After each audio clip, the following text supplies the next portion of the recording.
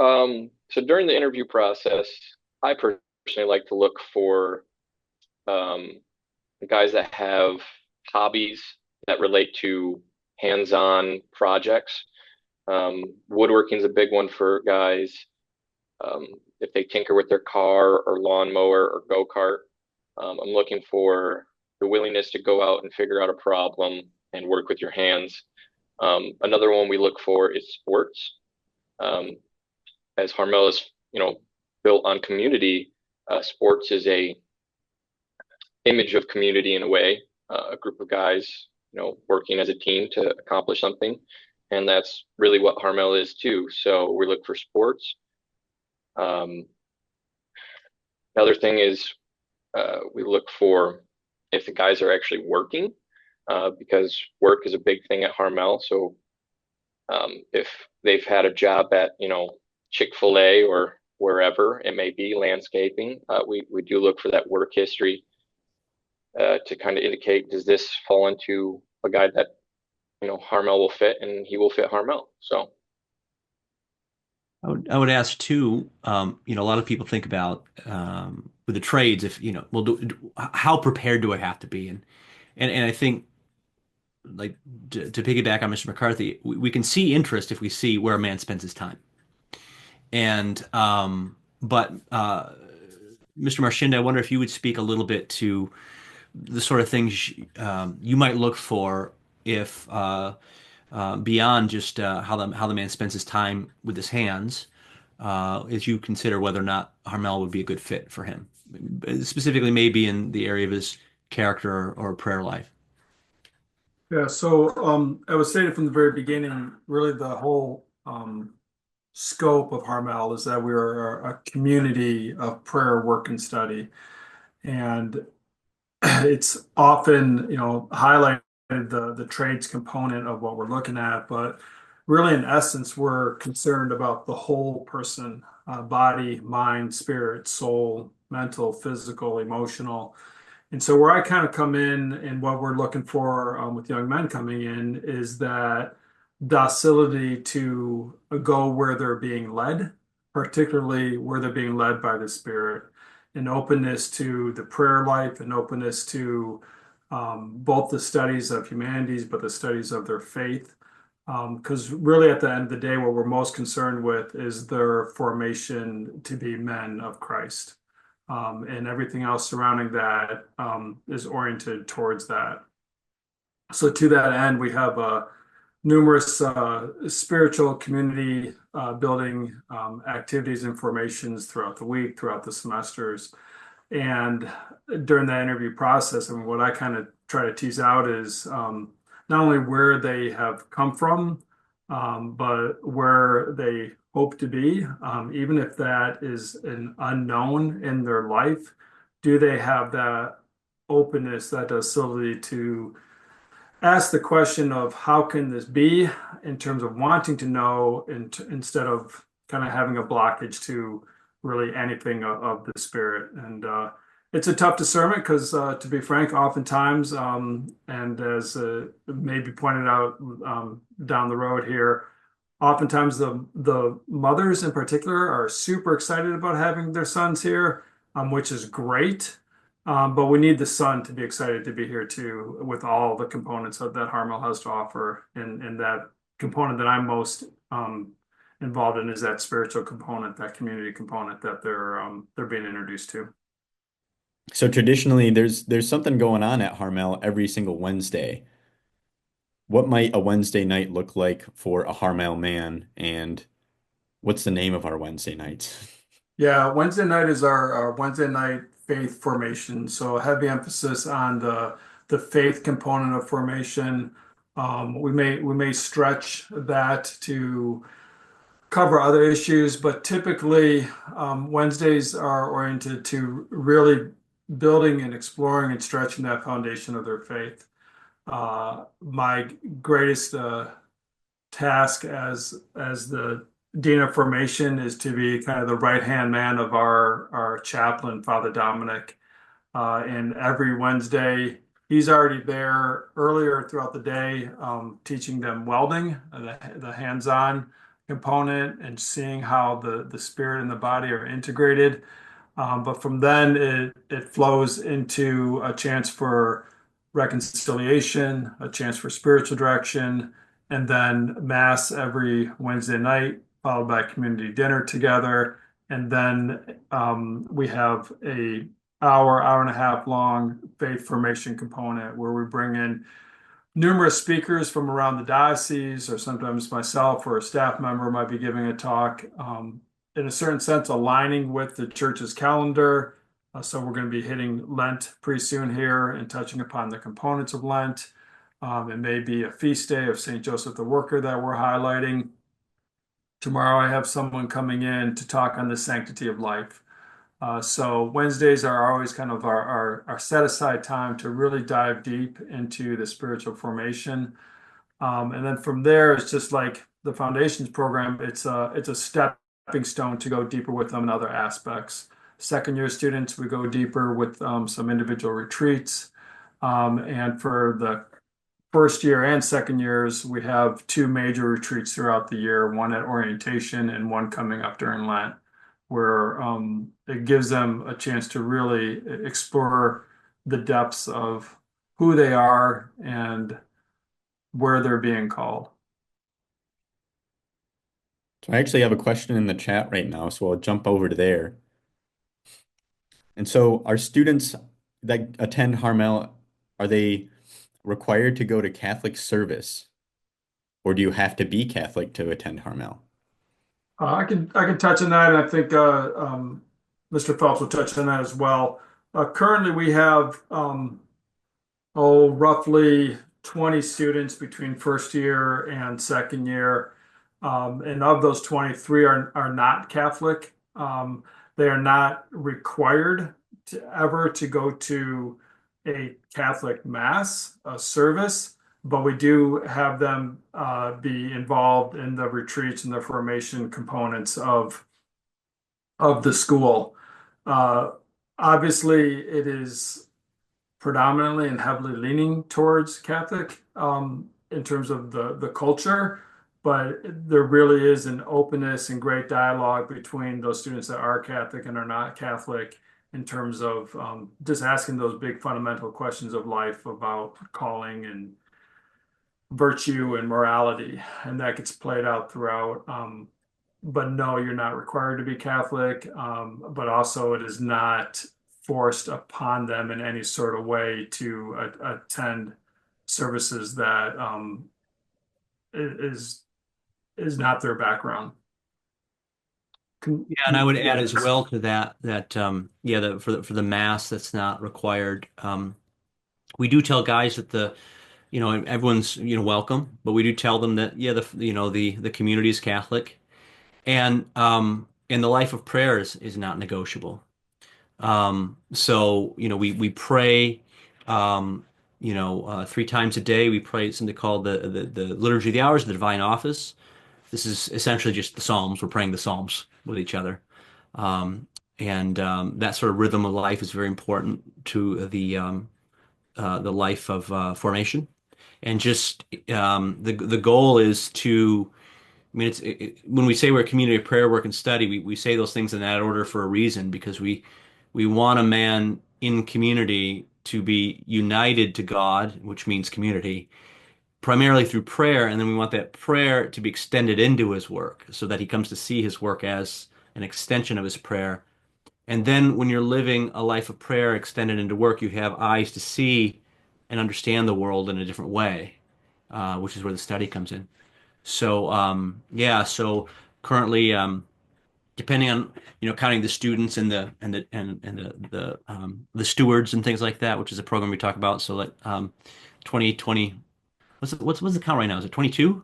Anyway, so I think see someone's asking. I think it's 22. But that's also there's a couple guys in there that are piloting a new program for us that we'll be rolling out next year. So whether or not they count as students or as what do they count as? I don't know. Anyway, so it's a community of 22 guys. So, but yeah, I mean, if you're not Catholic, then obviously we want you to understand that you're entering into a Catholic community, but the fellow's most welcome. Yeah, we just got another question over there, and maybe Mr. McCarthy can join in us on this one. Um, how in depth does the carpentry program go into the foundations program? How involved is it? Yeah. So, like I said in the beginning, most of the programs in the foundation are introductory. The carpentry class, unfortunately, I'm not the instructor on that one, so I can't get super in depth on it. Um, but the guys learn basic skills of carpentry, and they end up making a toolbox, a wooden toolbox modeled after a German toolbox. I think it's Gershner. I'm probably saying that wrong. Yeah, it's the Gershner German. boxes. Yeah. Yeah. Um, so they learn joint, like how to join wood together. They learn some planing techniques. We have a pretty extensive carpentry shop now. We had a donation from a nice uh, lady up in Charlevoix, that her late husband was a woodworker, and she donated it all to us. So we are ready to go in that regard. But yeah, the guys make a nice toolbox at the end of it that they get to keep. Um, but yeah, I can't go much more detail than that. Um, Yeah. Yeah, Mr. when Beach will Mr. be Beach. joining us a little later. Yeah, I think he, and he we can circle back to that one if we have Yeah. to. So the guys really enjoyed it. I can tell that from last year, and they really like the toolbox.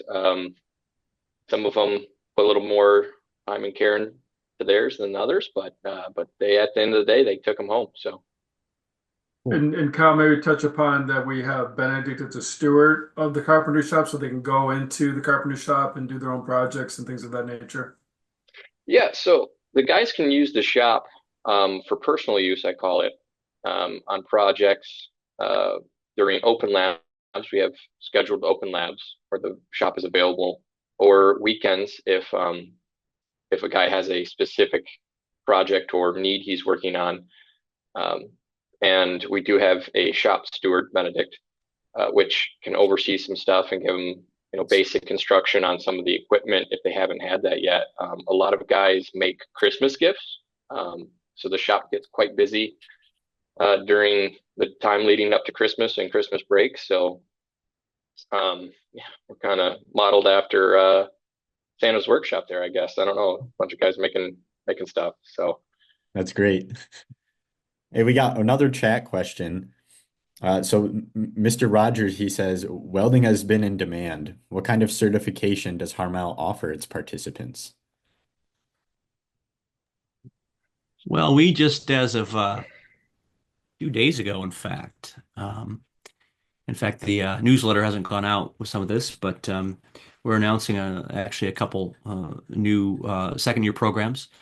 So the guys get basic touches. They don't get any certifications in the first year. They're just, again, it's very introductory, but they get basic touches of stick, MIG, TIG. I think they go as high, do they go as high as TIG with yeah, the it goes first up year? to TIG. Yeah, in the second Yeah. semester it goes to TIG. Yeah.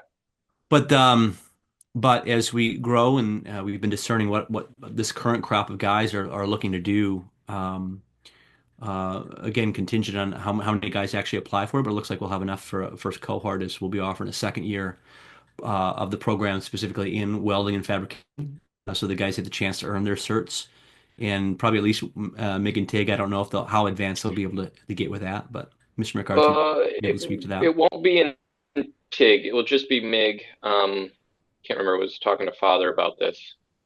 He used a term, but yeah, he's got a handle on it. And they will be getting certification in two different types of MIG, I believe, is what his Okay, hope is.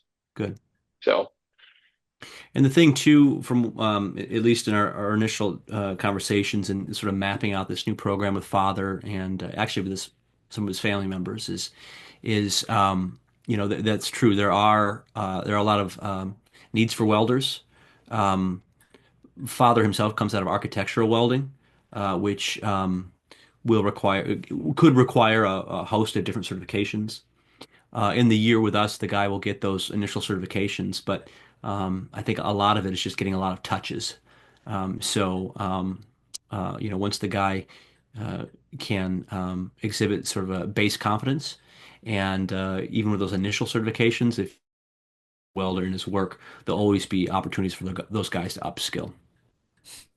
I want to touch base on the humanities curriculum for a moment. And we talked a lot about like the trades and the formation, and not so much about the humanities yet, but I kind of want to blend those two together. And so, what's the split between hands-on training and the humanities curriculum readings? I guess it depends on how fast they read. So, yeah, I mean, so the humanities curriculum is itself a little strange compared to other experiences. We're not attempting to make professional academics. We don't do, research papers or academic research or anything like that. But the guys do they run through the ringer, you might be said, with the how robust and frankly difficult some of the study is. Um, and we try to choose things that they might not encounter in other places. Um, so theology, philosophy, history, literature, little film. And the goal is it's thematically based around an understanding of what the gospel of work is and what a man's call is in his work.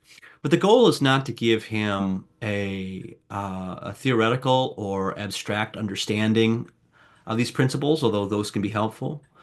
The goal is to try to form the man's imagination, right? To help him to form how he sees reality and sees the world and sees what he does. So what that looks like is over the course of any given semester, the semester is broken up into what are called 2-week sessions, and a man is assigned to a cohort of peers.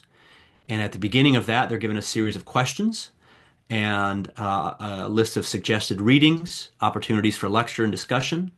Um, and frankly, none of it is technically required, except that 2 weeks from the time that he gets those questions, he's going to be have to submit to an oral examination administered either by myself or Stephen Graybill or Dr. Nathan Schmidtke.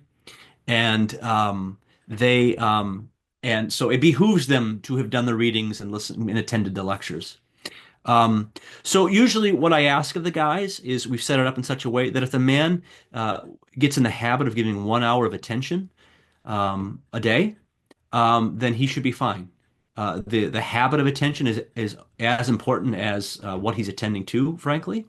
Um, so if you consider that, he's taking something on the level of 12 or 14 trades credits, or what might, if you think in academic terms of credits, he's taking about three. So it's about a 4-to-1 ratio as far as the amount of time that's being spent on his humanities study. And but again, the goal is to help form the man's imagination around his calling, language to understand what it is he's being called to, and so that he can hopefully live into it more fully. So we did get a question over there in the chat, and I'll read the whole thing. It's from Bob. If the man discerns he wants to go into a career in construction, electrical, carpentry, or HVAC, how do they move forward with that career goal? And does Harmel connect them to an apprenticeship? Yeah, so not only are we moving forward on this welding, but also a number of guys have expressed HVAC apprenticeship as next year. So we think we'll, again, enough of those guys who say they want it will actually commit to that. We think we can stand up an HVAC apprenticeship as well. We are licensed to provide the RTI for electrical apprenticeships, so we'll be reintroducing that in the fall as well. And then we have, I mentioned earlier, a little program that we piloted this year. This program is called a residency program in what's called a house formation. And this is made available to guys that want to move forward in a field that we don't provide the technical training for. So, for example, we got 2 or 3 guys this year that are thinking they're being called to work in plumbing. Well, we don't offer plumbing, and really the technical instruction around plumbing doesn't really fit with our model well. But there are plumbers in town, there are contractors in town, and so these men can continue to live in our community, and They'll in their time after their first year, they'll continue to live with us. They live the life of prayer. They live some of the life of study, the formation, but then they shift over to full-time work with these contractors, be it plumbing contractors or construction contractors if they wanted that, and they can pursue their on-the-job training a little more traditionally. I'll pop in Uh, real quick, just another point. Um, if a student does decide to go into, um, it's not a question, but manufacturing, because that's what we have right now at the MST program, we do help facilitate getting a guy a job yeah, for an apprenticeship. And that's the goal. We can't obviously guarantee or promise anything. At the end of the day, it's up to the student to go get that job. So if he doesn't interview well, or they don't like the fact that he's from out of state or something, that's gonna hurt him, or not. I shouldn't say hurt him, but that's gonna be something that comes into play. But we do facilitate and coordinate with shops and contractors to get guys jobs that will lead into apprenticeship. yeah, that's an important distinction. The apprenticeship, when a man moves from first year foundations into second year and beyond apprenticeship situation, it is important to understand that apprenticeship is a legal designation. Sometimes people will talk about apprenticeship like and use that term very, very loosely, but that's actually a legal designation. So it's the employer that holds that apprenticeship. So Harmel doesn't hold an apprenticeship because technically, by that definition, we're not apprenticing him. We in the programs we have, we provide to the student the technical instruction required for whatever their certification or journeyman's card is. But the apprenticeship is held by the collaborating shop, and that relationship of employment and apprenticeship is a direct one between the apprentice student and the employer. And so we don't get involved in payroll or anything like that or wages. We don't get involved in the tracking. We will of the apprenticeship with the state. We will help facilitate that for those employers who are maybe new to the apprenticeship game, and we can advise them on that. And we also, try to check in both with employer and student just to make sure that, everyone's happy with the arrangement. But technically speaking, that arrangement, I mean, at that point, the man is an employee, and he's a man, and he's an employee of that employer. So that helps the guys get into apprenticeships. You said we have some collaborating workshops, but what about those men that are only coming for that foundations of skilled stewardship year, the 1 year of discernment? Do we help them any way, shape, or form, try to help them find employment? And what does employment look like for those guys? Yeah, so when a man comes here, every member of the community has to be working. Okay, so it's not an option not to work. That's the expectation. If we're here to form the man through work, you have to work. And so the men that start in their first year program, what we'll do, and I'll even anticipate this next question about interviewing and team building as a part of this. Um, when a man shows up, we say, okay, well, all right, we're going to work now, and so here's how you go about doing that, right? And we sort of stand as a mentor aside him and say, okay, we take a look at things like resume, we take a look at how he presents himself, we sort of set him up for interview, we do some practice stuff with his interview, we advise him, and guys obviously don't always, necessarily interview well the first time, right? But the point is we try to strike a balance between throwing them in the deep end, but also being the guy in the side of the pool saying, well, here's how you plug your nose, here's how you swim, right? So we help these guys, to find the path.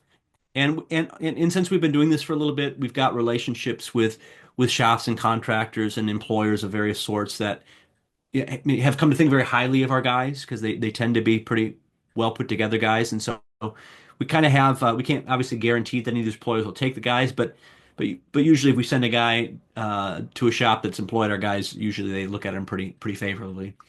Um, and so yeah, so in that first year, we say to guys that come to us, we're like, well, you need to work, and if it's a choice between um, no work, not working, and delivering pizzas, then we want you to deliver the pizzas, right?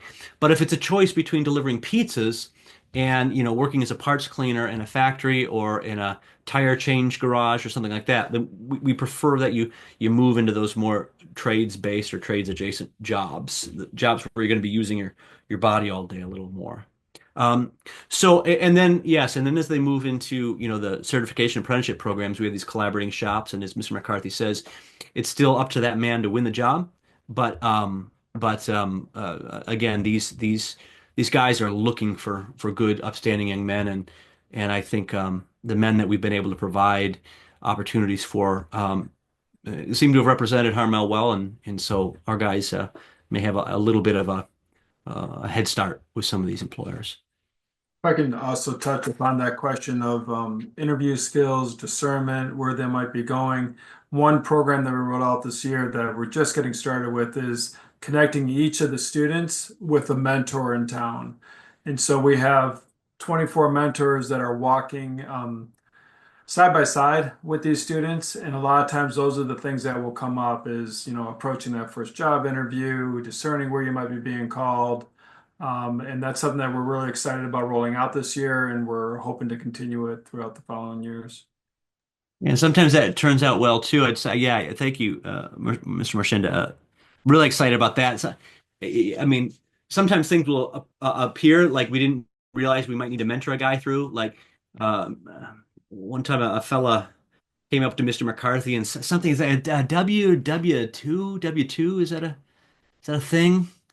And like, yeah, it's a thing. He's like, am I going to need that? Yeah, you're going to need that. I probably shouldn't have thrown that away then. No, you probably should not have thrown that away then. So there's all sorts of that sort of bumping into guys as they're launching into their careers that we're kind of there to help them realize they need to save their tax paperwork, for example. So. Yeah, definitely keep those W-2s. Hey, Mr. Marshinda, we just heard from you a little bit right there, but I want to go back to you. And this was a question entered into our RSVP mechanism. So hopefully they're out there and they can get this answer from you. But maybe Phelps can mention a little bit too. How does Harmel Academy maintain its Catholic identity? Um, I don't think it is a question of maintaining its Catholic identity. I think it's a question, not even a question. We are Catholic. It comes out through the work, through the study, through our interactions with each other. Hopefully, it's just visible even when we're not speaking. That setup of who we are, community of prayer, work, and study, it's important to realize that we don't look at those three things as individual components. Is that, one student or one faculty is prayer, one student or one faculty is really interested in work. Those things are all interwoven together. And we're constantly trying to find ways. In fact, Mr. Phelps and I just met yesterday, continuing to talk about how we need to be in communion and have these components of community intermeshed together. I think the maintaining part of it, first and foremost, comes down to us as staff, is living it out authentically, modeling it to each other, and then it's very easily seen by our students, that identity that comes out through our words, our actions, how we treat each other and how we treat them. It is, as Mr. Phelps said, it's non-negotiable that we are a community of prayer. We start the day with prayer. We have prayer throughout the day, both verbally and with our work and interactions, and we end the night with prayer.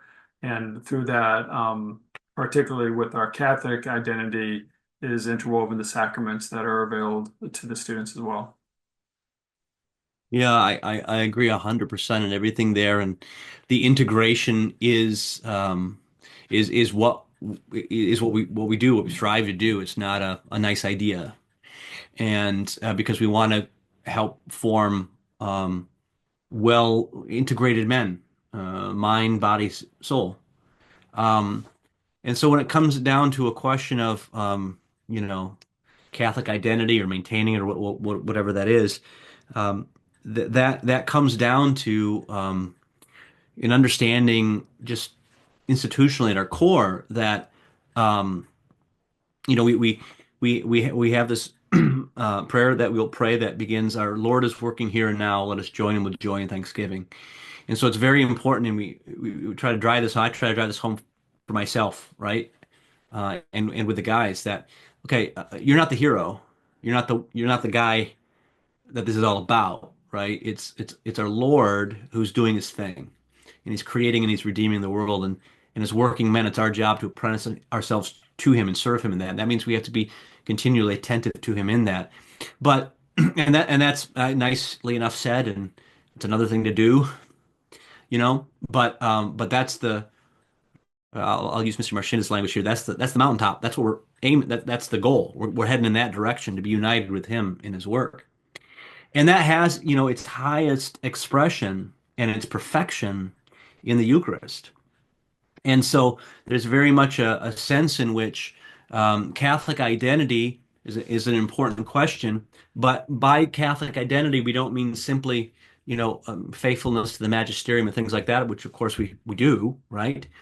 Um, but um, but even more pivotally than that, more centrally than that, is that if we can't find a way as individual men and working men and as a community to locate the source and summit of everything we do in the Eucharist, then we're just not even, I guess, interested in doing it. So I guess maybe that's the best swing I can take at that question, which is an excellent one about Catholic identity. Is well, if it's either empowered from and oriented to the Eucharist, or it isn't, and we've decided that for ourselves we're gonna choose to act that way that it is. So yeah, and I'll trust the Lord to be faithful to us in that. Thanks, guys. So I get this question a lot as the sort of the recruiter, and I get to talk to a lot of parents and applicants. But what kind of financial aid is offered at Harmel Academy? And, how can we have our guys work through the school year? Yeah. How can you have them work through the school year, or like why would you do that to someone, or like um Well, we focus on having them work through the school year, but I think yeah. there's more to it than just having them work, right? Oh yeah, yeah, sure. So we don't make any formal equation between these two things. Actually, let me back up. So I feel very strongly that if at all possible for a man to be able to, a working man who works hard, who lives frugally and responsibly, I believe a man should be able to make his way, okay, as much as possible. Now, that's not always the case, and there's always examples of where it's not, but we try very hard to get the costs of what it takes here to spin up this community to be as close as possible as you can. That a man, works coming into school. If he works while he's here and continues to work, the summer after, that he'd be able, conceivably, he'd be able to basically offset whatever it would be to be here in his time with us. Um, we don't have because we are not the traditional college in that sense. We don't take federal loans. We don't take those sorts of things. Um, Probably we never will. I'm not interested in men going into debt if they can help it at all possible. So what we do have is we do have a small batch of some merit-based scholarships that we offer. That batch is usually deployed after the man's already been here for a while. We also have for the men that continue on into like the apprenticeship level of training, we have what's called an ISA program. Um, you can look those up, how they work. Some people have used them very poorly. Some people have used them very well. We're using the models like Purdue University, for example, use these. Basically, what that means is that there are chunks of money that the man can essentially he can it's paid forward, right? So when the man continues full time into his job, then he can pay it back. Sounds like a loan. It's not structured like a loan. It's not a loan. There's no basically all the risk is on our side, but we have some ISA possibilities for men in their second year. And then beginning this year, this coming fall, we have a new scholarship program that we are happy to be able to deploy, which is the John Paul II scholarship. And what this allows for is one full tuition scholarship. So it's one full, two halves, right? Do I have that right, Isaac? And one full tuition, two halves, and I think a couple quarter tuition scholarships. Yeah. I think that's right. Um, and so we're in the midst of that competition now. In fact, you can find more about that on our website and stuff like that. But for guys that are applying for the fall, they can enter this scholarship competition. And so we don't have a ton of financial aid options, and again, a part of that is um, we want to be able to build a type of community where a man can have the opportunity and learn that he can pay his own way by working. So I see, Isaac, it looks like you put the link to that competition in the chat. Yeah, yeah. If you guys just click on that link and scroll down about halfway, you'll start to see some announcements there. And I saw Mr. Beach ended up joining. Looks like he was on the road or something. He was in a car, so maybe we just need his audio. But I do have a question that was submitted through our RSVP mechanism, and it's kind of aimed at you professors or you faculty members. Specifically, why do you choose to teach at Harmel Academy? Well, Andy, do you want to answer this one? I see you turned your mic on or unmuted yourself. Yeah, you can go ahead and start. Okay, yeah. So, there's a certain level of enjoyment or satisfaction that I get from the the small wins with the guys when you actually teach them about life.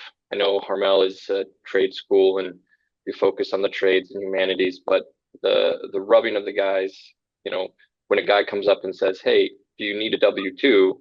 and you walk them through that and you give them some life skills.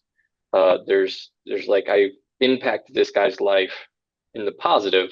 And now that's just life, but there's also the conversations that happen during class where they are talking about the roots of the Eucharist and while some guy is tearing apart an engine, it's like, oh, that's a very interesting conversation that's going on, and you join in, and it's a really fruitful conversation about faith and other things while you got wrenches in your hand and greases on the floor. So there's a certain level of satisfaction there, but a part of the reason why I teach is I truly feel that I'm where I need to be. There's a certain level of calm when I think about, am I doing the right thing? Am I at the right spot? There's a sense of peace. Not always, but sometimes it isn't there. But for the most part, there's a sense of peace. And um, I don't remember who talks about this, but the three voices: one, your voice, the other one is God's voice, and that's peace. And then the third voice is the devil, and it's chaos. Um, so yeah, I think I am where I need to be because God wants me there. So. And Andy, if you just want to give a tiny little blurb of why you teach here, your audio is just a little weird, so we'll just take any blurb that you can give us, and then we'll Yeah, move so on can you hear me okay? Yeah, yeah. Okay, yeah. So for me, I was actually teaching at the community college, and it was I wasn't able to express my faith. It wasn't very welcoming to some of the Catholic views that we have at Harmel, and I wasn't able to work with the students on that kind of level. And so for me, coming to Harmel was really a breath of fresh air, and yeah, it's the prayer work life study balance at Harmel that really attracted me, and it was better than I ever thought it would be.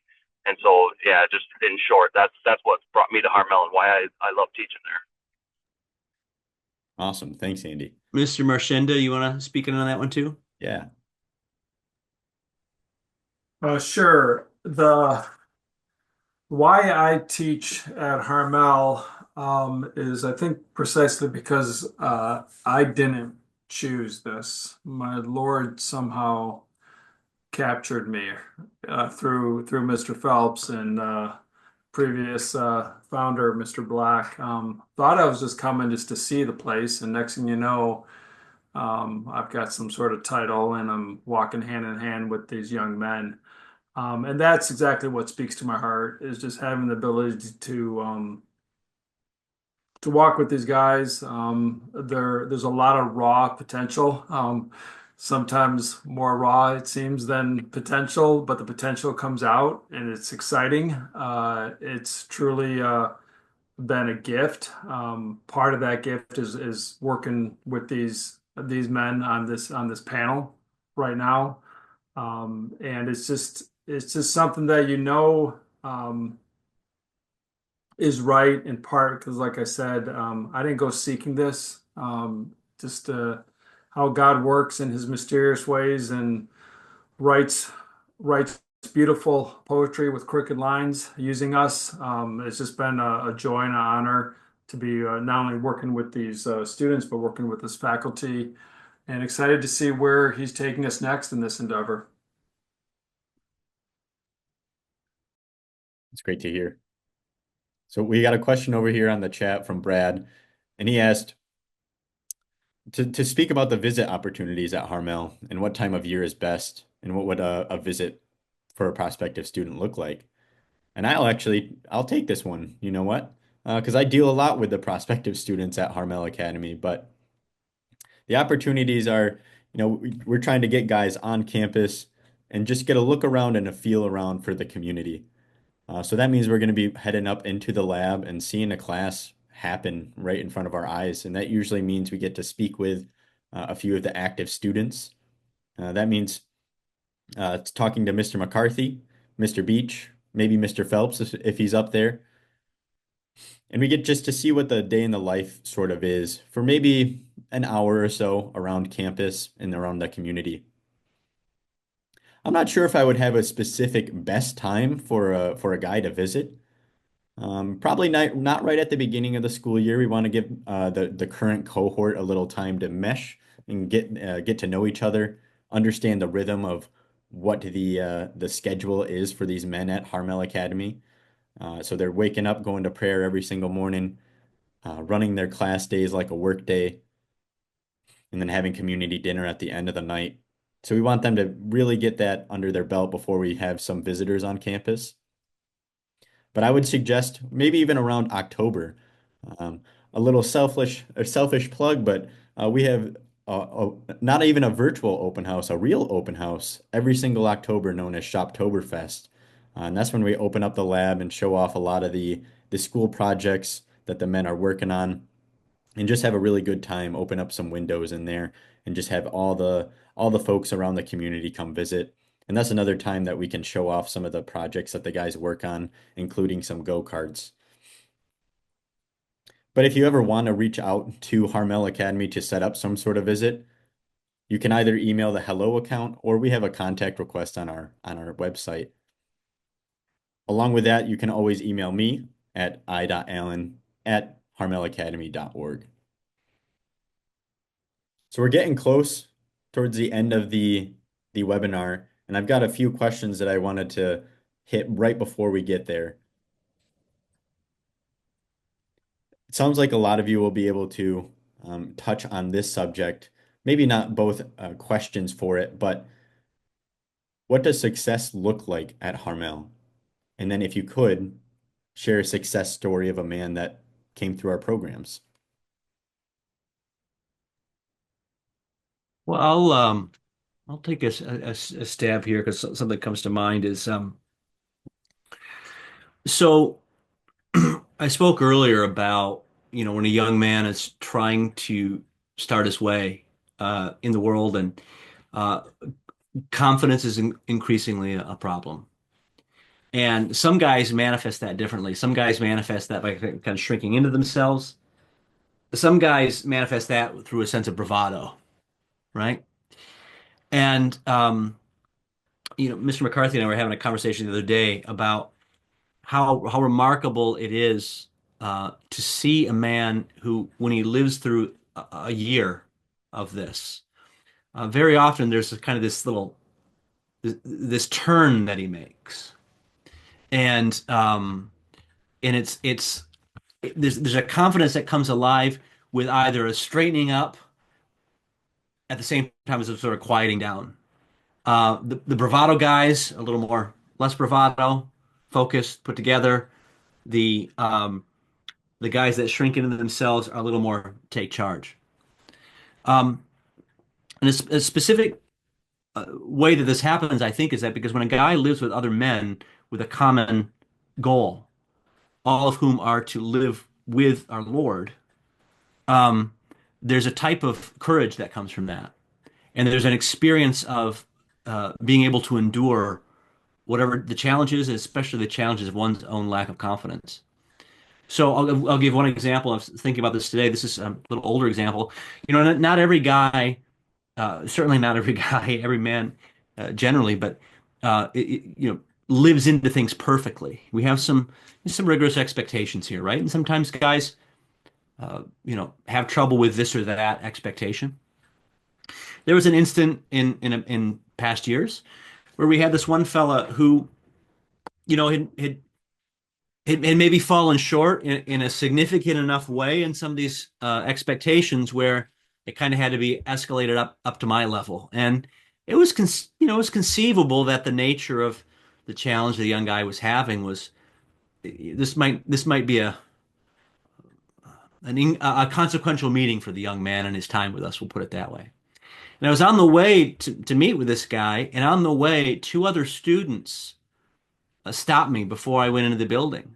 They showed up there and they said, "Hey, listen, Mr. Phelps, we know that the specifics are none of our business, but we know that what this might mean for this guy." And he said, "We just really want you to consider keeping him around, and we'll take responsibility for him.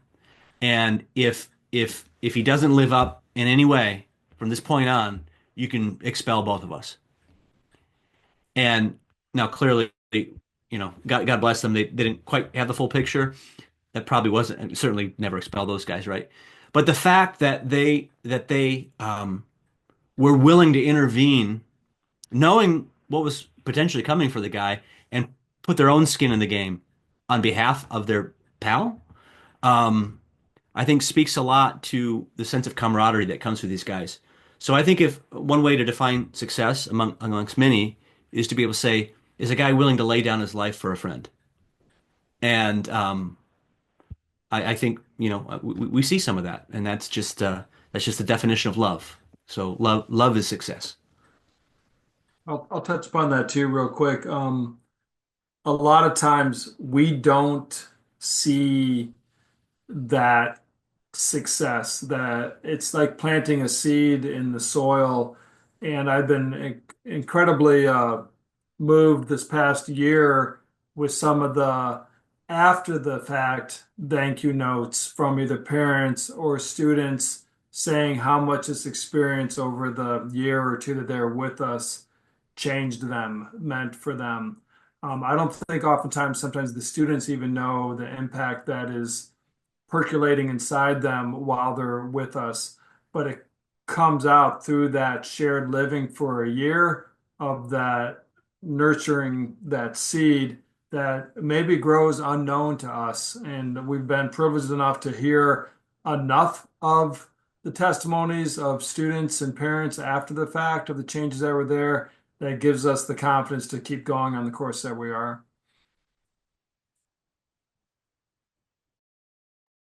Mr. McCarthy, you got anything to add about success, maybe in the trade sphere over there with project-based learning and such? Yeah, so I mean, like Mr. Phelps said, there's success on multiple different levels, and you can, you know, look for it in multiple different ways. I always tell people one of my goals, or my goal for a guy coming out of the foundations, whether he discerns that he likes the trades or not, is to be a good homeowner. Um, so, you know, you're getting skills for life. It's not just, oh, I'm picking out my trade. No, it's you now know how to work on, you know, hopefully work on your car, or replace a light switch in your house, or, you know, look at the furnace when it's cold out. It's 0 degrees out right now, and if your furnace died, I wouldn't want to be in that house. So maybe you can fix it real quick and get it to when you can get the service guy in there. So we have a success story where a student helped his family replace a toilet, I believe, and he saved them, some money because, he was willing to do the work, and we, gave him the tools and the knowledge to do so. So that's a success for us. So this is just being confident in your skills, I guess. Great. Well, we've hit our time limit. We've hit 9 o'clock over here in EST. So I want to thank everyone. Thank you guys for being here and sharing your thoughts and your answers for all those that gave some questions to us.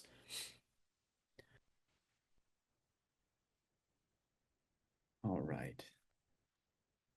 Yeah, so could I, before we say goodbye, real quick, I just want to share with those of you who join us just a lot here about if you're here, presumably here because you are or a young man who's um, considering something like Harmel or somewhere else or some other walk of life or employment or something like this. And one thing I like to tell young guys and their parents is that if you're approaching um, if you're approaching this sort of work or you're approaching this sort of life, and it's not it's in the and it's, you're not approaching it like it's discernment, right? The key question you need to be asking yourself is the key question we want our guys here to ask is, where is our Lord working right now? And that doesn't need to be complicated, doesn't need to be a big hullabaloo, but I would just say that, please look at you making a decision about what's next for you or for your son as a question of discernment. And that means if you're not bringing our Lord into it on some level, then you might not, it might not be as smooth as you want. And so even in our processes, our interview process, we like to view it a little bit like a micro discernment. And if there's anything that, any of us here can do to help you either discern, or if you have other questions that might be more specific to yourself or to your specific son, don't be afraid to reach out. We'd be happy to do whatever we can to help you find the best way for yourself or for your son. So thank you again for being here with us. And with that, I think we will end the night. So thank you everyone again for showing up and joining us tonight. And feel free to join us next week, Wednesday, again at 8 p.m. Eastern, this time with an alumni panel. So thank you, everyone. Thank you, panelists, and have a good night, everyone.